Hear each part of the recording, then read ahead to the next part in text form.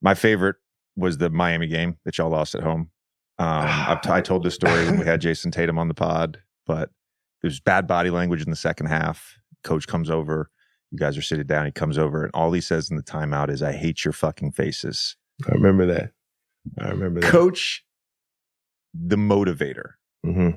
And we were actually talking off camera about after a loss, those 4 days in between games in college, how brutal they are. Was there anything he ever said to you that really just like hit home with you in terms of his motivation tactics, or even yelling at you? Yeah. Yeah, there was a couple different ones. Preseason, during the season.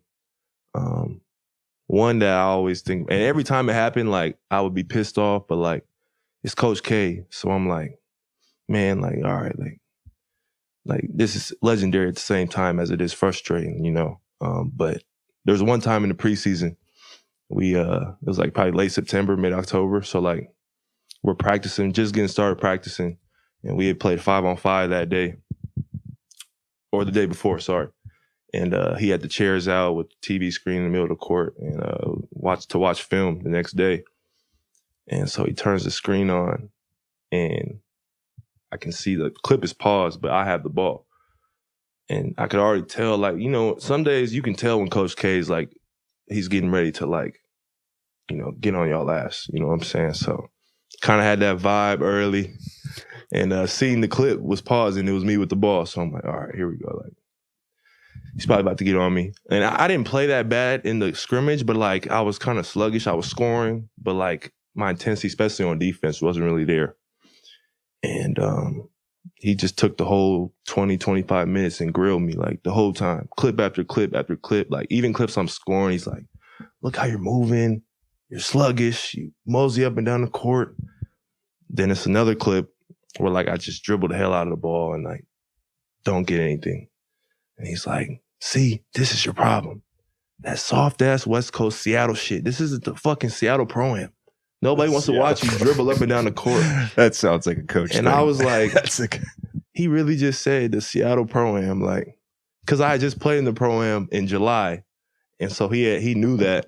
And so I was just like, man, like, all my teammates found that hilarious. So they all got on me after practice about that. But I was with Coach over Thanksgiving, stopped by his house to see him and Mickey. And we spent some time together, just catching up, kind of seeing how he's doing, to be honest with you. This is a big transition for him, obviously.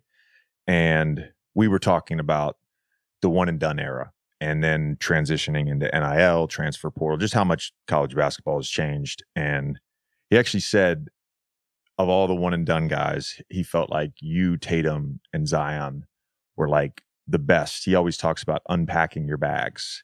You know what I mean? Being fully committed. Like, how difficult is it, knowing that you're going to be a top pick in the June draft, to sort of have your feet in place and be focused in the moment as a one and done guy? Yeah.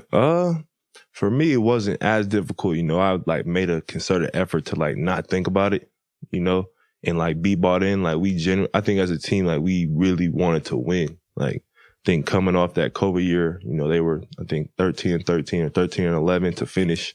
Didn't make the tournament.